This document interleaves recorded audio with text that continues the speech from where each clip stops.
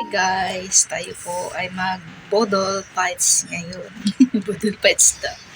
Kakain tayo ng kwek-kwek, kikiam, and fishball guys. Ayan. Tapos sweet sito. And sito guys.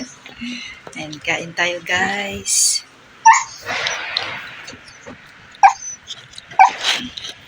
May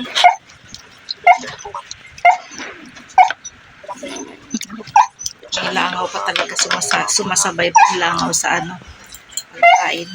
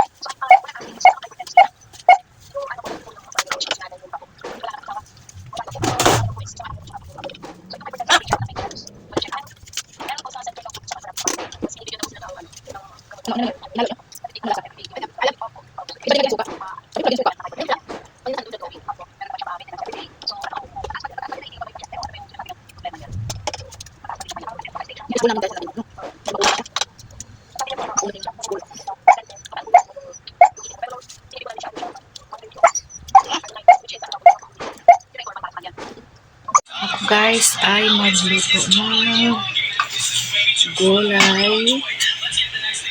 Yung adobo ko na baboy, lalagyan ko siya ng sitaw guys. Adobo ko na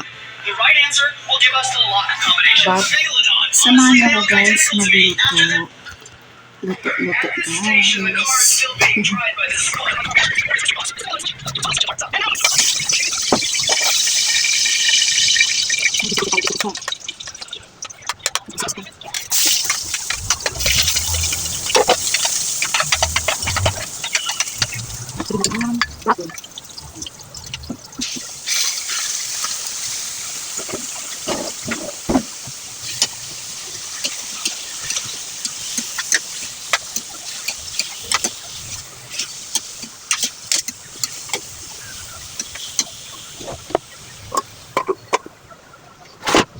Papakuluin nila natin siya guys. Pag nag-aadobo ako ng ng baboy, nilalagyan ko siya ng sitaw. Nilalagyan ko siya ng sitaw sa ibabaw para may gulay. Yan, kunting sitaw lang ang nilalagyan natin siya guys. Para kahit pa paano may gulay din yung niluto natin ng adobo. Pinapaibabaw ko na yun siya guys.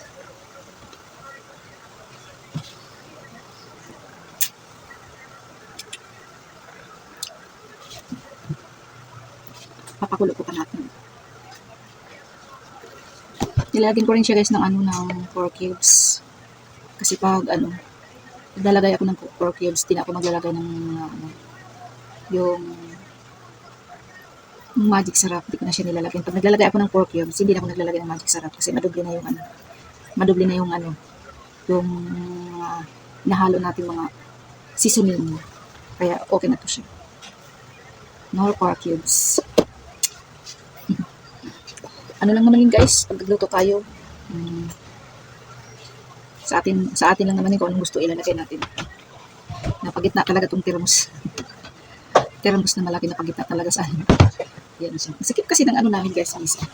Maliit lang kasi yung ano namin, yung misa namin. Yung misa namin.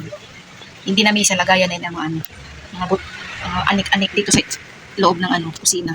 Kaya pag kumakain kami, ano na lang, kanya-kanya na lang kain. Kaya walang misa na maayos.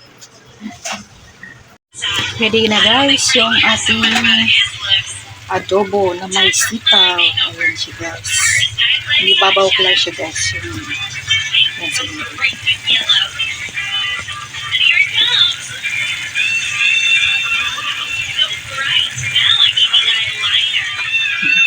Ganyan guys yung yung paggaluto ko ng baboy na adobo na may sitaw. Nilalagay ko lang siya sa gilid yung sitaw. Dito siya na.